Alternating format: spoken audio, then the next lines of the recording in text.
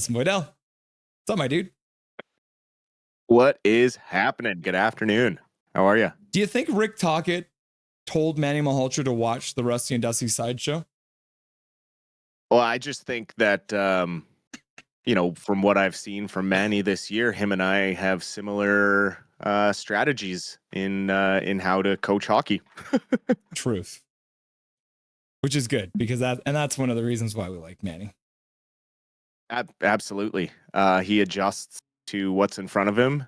He doesn't overdo it.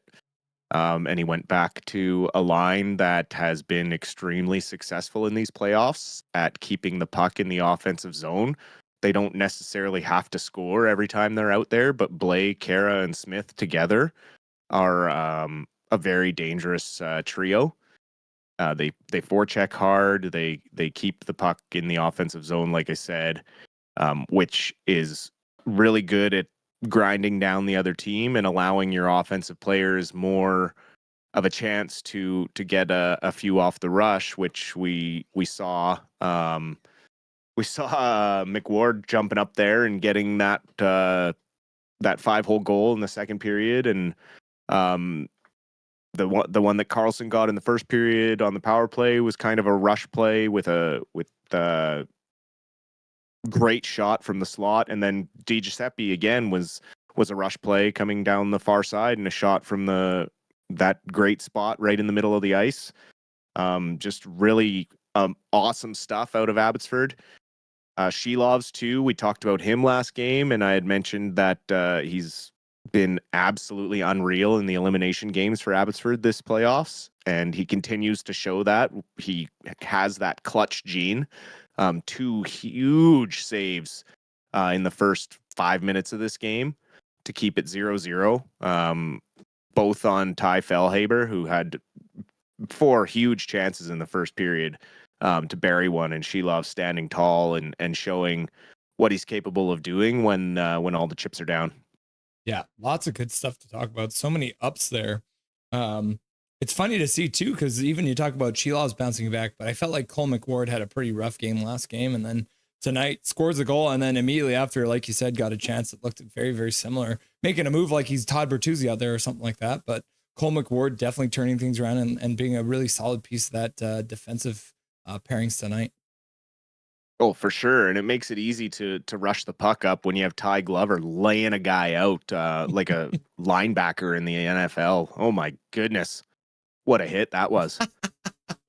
Yeah, I was going to say, like, out of the different lineup changes that occurred, which one do you think has had the biggest impact on the game? And then impact is probably Ty Glover with the big hit, right? Yeah, I mean, bringing him into the game for Klimovich, you're not going to get that type of play from Klimovich. I mean, he might try and get the puck and create a turnover, but he's not going to throw that kind of hit, especially in the open ice. So bringing him in to get that extra physicality against these Eagles was a great play. Clearly, Ratu and Oman still are nursing some injuries and aren't ready to come back into the lineup, which is fine. Obviously, they made it work. There's enough in the lineup. You have your MVP, Linus Karlsson, stepping up and getting a huge goal to get the Canucks out to the 1-0 lead. And then it was kind of like, okay, we took the crowd out of the game. We weathered that first bit of the storm that Colorado has kind of brought every game, especially with the energy of that crowd. You kind of have to let Colorado come to you. They took their chance and got a power play and took that chance and made it count. Yeah, from what you saw at the end of that second period too, looks like there was a little bit of an incident with Sammy Blais. So it looks like Sammy Blais has actually ended up taking a 5-minute major for interference there at the end and receiving a 10-minute misconduct as well, with Tynan only receiving a 2-minute penalty. So that looks like the Colorado Eagles are going to be starting off with a 3-minute power play, which would be a major as well, so they can score as many times as they want. Kind of surprising to see this because it's been a few games in a row now from Sammy Blais letting his emotions get the best of him. Yeah, and I must have missed the exact play because, like you said, the cameraman's having some troubles tonight. I'll have to go back and watch the actual hit and see what happened. Yeah.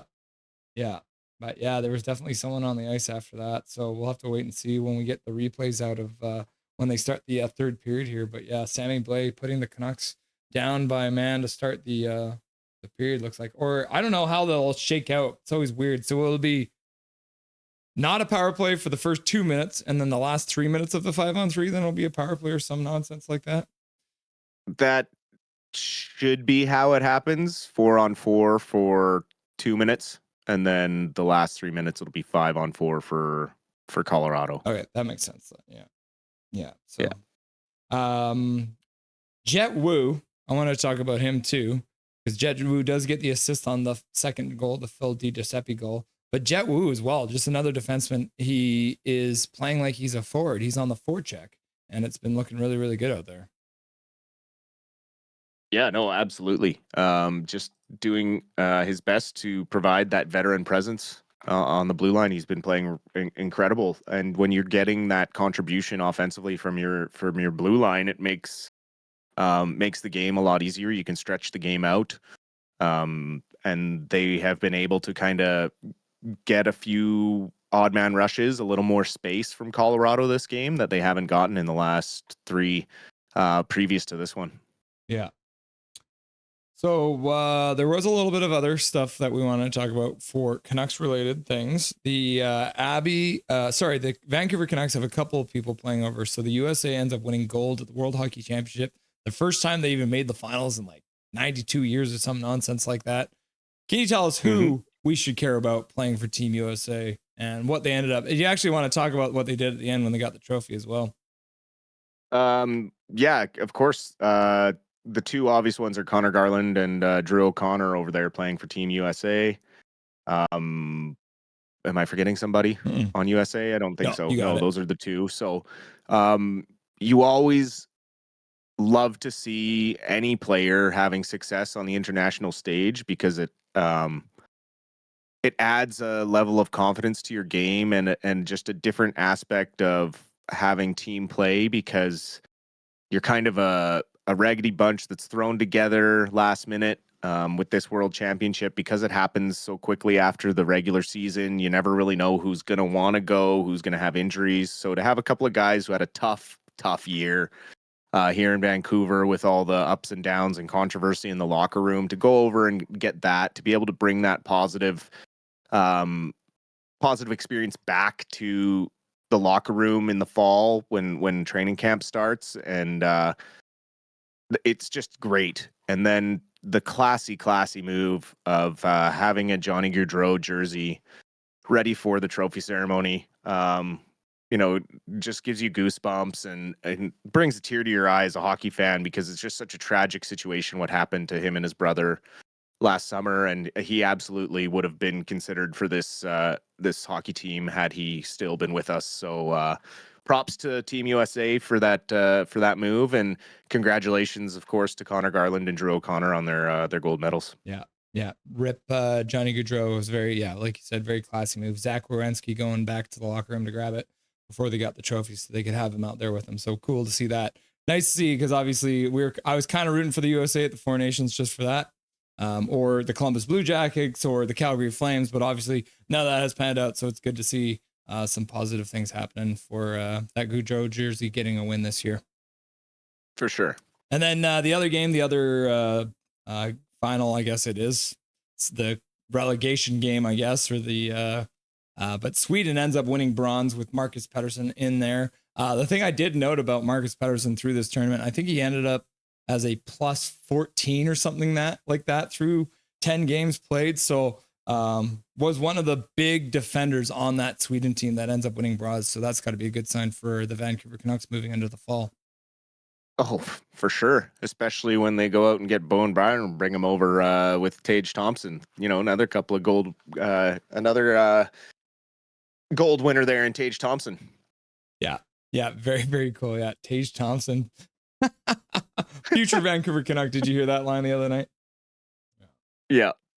No, I like, honestly, if Bowen Byram wants out of Buffalo and they can pull that off, I would take Tage Thompson and Bowen Byram on my team in a heartbeat. Yeah. So we got that one. Bowen Byram ? So we've got him I'll bring it up here on the screen because this article just came out. Bowen Byram has officially requested a trade out of Buffalo, which is not surprising because he went from winning a Stanley Cup to suddenly being on one of the worst franchises in every category in the entire league. So yeah, Bowen Byram and Tage Thompson coming our way. That would be nice to see, wouldn't it? I mean, Tage Thompson's kind of the perfect solution to that center winger top six issue. I mean, he can play down the middle and he's a right hand shot. So you can play him on the right wing. So he fills two very big holes. He's very, very, very cap friendly and he's a 40+ goal scorer twice. He does it a lot. He's got an incredible shot and he's 6'6". Like having him on a line with Pettersson would be huge. And then the Byram situation, him wanting out. I mean, when you look at the depth chart, Owen Power leapfrogged him out of nowhere and became, the number 2 left-hand D. You got Rasmus Dahlin, who's not going to fall down the depth chart ever. He's basically their Quinn Hughes. So it's not surprising. Byram wants out. He doesn't want to play third line minutes. Maybe he comes here and can play. It moves Marcus Pettersson down to fewer minutes as a veteran, but he's here as a presence to train the younger guys on the left-hand side still. Insulates Petey from having to go right into being a full-time NHLer this season. He can come in and out of the lineup as well, and then also it helps Byram move up the depth chart a bit. Yeah, let's all cross our fingers because that would be a lot of fun. I just want Tage Thompson, right? Like throw Byron in as an extra piece if you want, but yeah, Tage Thompson seems like he's going to be a beast mode guy for the rest of his NHL career. Yeah, well, and Buffalo needs to make a change, right? So maybe that's something that happens. I don't know. There are cousins; they got to help us out, right? Exactly. So the other thing I wanted to show the viewers today, because this is the one that I saw on Reddit the other day, but I believe it came off Twitter from a gentleman named Adam Kurzenblatt. I'll try and get that one right, not butcher it too bad. I'll bring it up here so everyone can see it. I was curious, so I looked at the Canucks skaters combined wins above replacement over the last 3 seasons. The top 5, according to Evolving Wild, are Pettersson 10.8, Quinn Hughes 10.3, Connor Garland 6.3, Kuzmenko 4.2, and Hoglander 3.7. And then someone in the comments is like, no JT Miller? And then Adam's like, Miller ranked 8th with a WAR of 2.7. More confirmation that Petey's greater than Miller? I mean, this is where I go back to time and time again. I've beaten this horse to death. I am a huge supporter of the things Petey does away from the puck. There's a lot to be said about being a complete hockey player, and I think a lot of people were snowed by the comments made by Rick Tocchet all this season about Petey. Clearly, he didn't really like Pettersson from the get-go. Obviously, that relationship was strained, and you could tell that Miller was kind of Tocchet's pet, and he used him as kind of his go-between the locker room and himself. Obviously, this is all like speculated stuff, but it's just from the body language and from what I could tell as a hockey fan, just the way that the guys carried themselves and the way they spoke about each other. But yeah, like Petey blocking shots, he kills penalties and scores shorthanded goals. He's not a defensive liability. How many times before Miller got traded did we see him not back checking or turning the puck over? There's just so many other things that are just as important as scoring goals or getting assists. Yeah, Miller is a huge offensive threat, and he's an energy guy who can bring a lot of energy to your team. But when Pettersson is going, he's also that type of guy. He just hasn't been healthy and unfortunately hasn't been able to train properly. And then when you have a coach kind of maybe calling you a bit of a baby and telling you to suck it up, it's just knee tendonitis or whatever, that's going to create a bit of a, well, screw you attitude. I'll just wait until you're out of here in a year, right? And so that's kind of the feeling I got from Pettersson.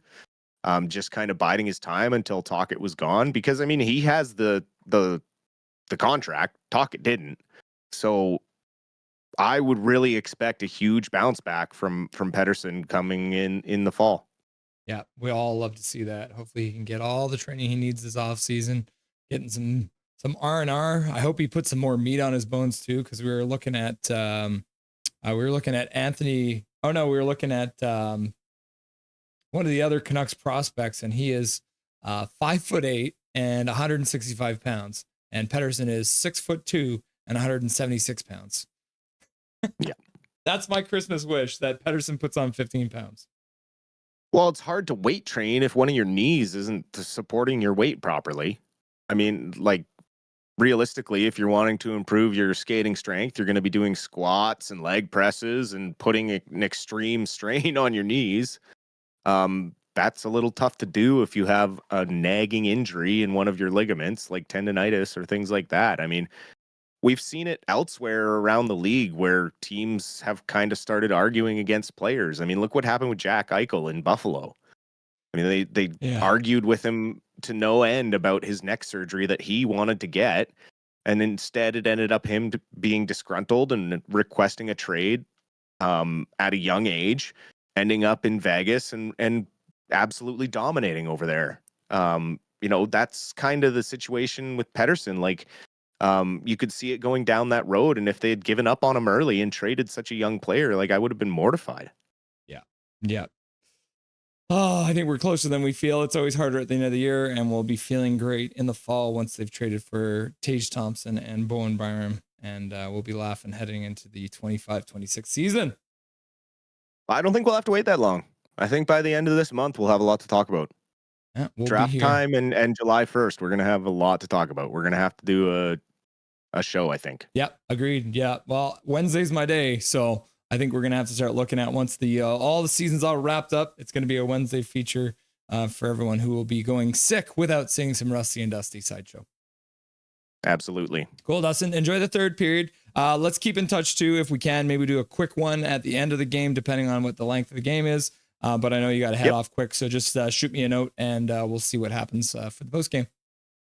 Well, I'll tell you right now, I'll be around for a quick post game. I'm not taking off that quickly after the game, but so we'll do a quick shoot, and then I'll be taking off. And I'll remember enjoy the third too. Period, and we'll talk to you soon. The sneak preview is that I forgot to ask Dustin about his hole-in-one. So we'll talk about that in the post game show too.